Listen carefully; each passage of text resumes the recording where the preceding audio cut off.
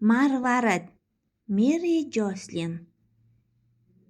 Dengiz bo'yida boy hamda kambag'al bolalar barchasi birgalikda o'ynashar edi. Bir kuni ular suvga chuqurroq sho'ng'ish uchun dengizning o'rtarog'iga borishdi. "Men topgan narsaga qarang!" deb baqirdi bir bola. "Bu marvarid!" dedi boshqasi. "U judayam chiroyli!" Bolalar uni ko'rish uchun yig'ildilar. Ular marvaridning naqadar chiroyli va yorqinligini ko'rib, uni ushlab ko'rgilari kelardi. Ammo buni so'rashga hech kim jur'at eta olmadi. "Uni olsam bo'ladimi?" "Ha, u chindan ham chiroyli ekan." Bu birinchi bo'lib gapirgan bola edi. "Bu haqiqatdan ham Joshniki, u topdi", dedi qizlardan biri. "Ruben, marvaridni sen ola qol", dedi Josh.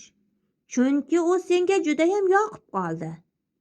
O'sha kundan boshlab bolalar Rubenni kamroq ko'radigan bo'lishdi. Ular tashqarida, toza havoda o'ynayotgan paytda Ruben ichkaridan chiqmay, marvaridlar haqida ma'lumotlar o'rganish bilan mashg'ul bo'lardi. U dengiz chig'anoqlari ichida marvaridlar qanday hosil bo'lishini bilib oldi. Oila a'zolari undan qanday sovg'a olishni orzu qilayotganini so'rashganida, u doim marvaridlari bo'lishini xohlashini aytardi. "Men katta bo'lsam, marvarid savdosi bilan shug'ullanuvchi tadbirkor bo'laman", derdi u. Kun kelib shunday bo'ldi ham. Ruben do'stlar bilan xayrlashib, bolaligi o'tgan uyini, dengiz yaqinidagi ona shahrini tark etib, marvarid savdolari bo'ladigan katta shaharlarga jo'nab ketdi. O'zidagi mayda marvaridlarni katta, bejirim marvaridga almashtirdi. Shundan so'ng u baliqchilar to'r tashlab ov qiladigan okean qirg'og'iga bordi va yangi marvaridlar topish maqsadida chig'anoqlar izlashga kirishdi. Nihoyat kattagina, dumaloq bir marvaridni topib oldi. Ruben dengizning eng sara marvaridlar topish mumkin bo'lgan yerlarigacha sayohat qildi. U yerlarda suvning tubi ko'pincha kumush va pushti rangda tovlanib turardi.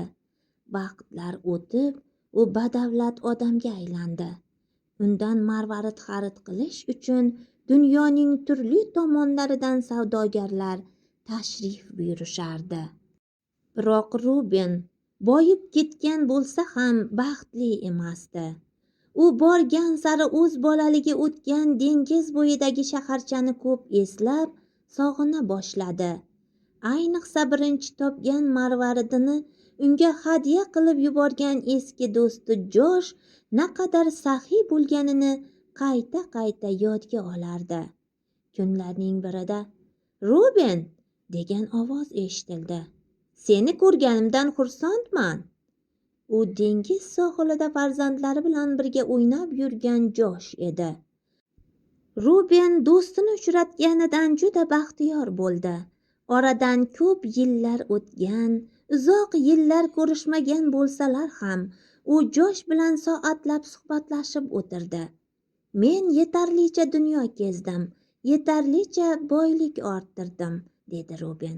"Endi faqat o'zim tug'ilib o'sgan qadrdon go'shamga qaytib, o'sha yerda tinch, sokin hayot kechirishni istayman. Bir zamonlar menga qilgan saxiyliging evaziga men ham senga bir hadya qilsam deyman. Ayt, nima istaysan? Yangi uymi yoki hashamatli katta kemami?" "Rahmat", dedi Josh. "Ammo menga oddiy hayotim yoqadi. Menga yangi uy ham, katta kema ham kerak emas. Menimcha, biz qila oladigan eng yaxshi ish bu boringni boshqalar bilan baham ko'rib yashash. Shundagina hammamiz o'z hayotimizdan mamnun, baxtli yashashimiz mumkin." Ruben Josh undan hech narsa so'ramaganidan avvaliga hayron qoldi. Keyin esa o'zi shuncha boylik orttirgani bilan baxt topa olmagani esiga tushdi-yu, jilmayib qo'ydi. "Haqsan. Biz sen aytgan ishni albatta qilamiz", deb javob qildi u.